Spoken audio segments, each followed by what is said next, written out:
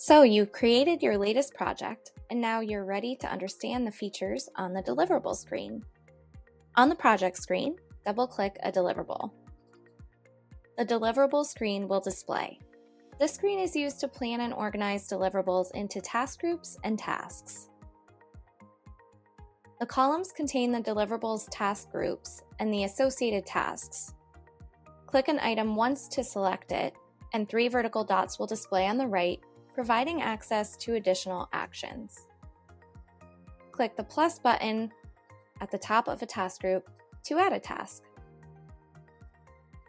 At the bottom left of a task is the project ID, followed by an automatically generated unique task ID number. Double-click a task group or task to open it. Thanks for watching. For more information, click the question mark at the upper right.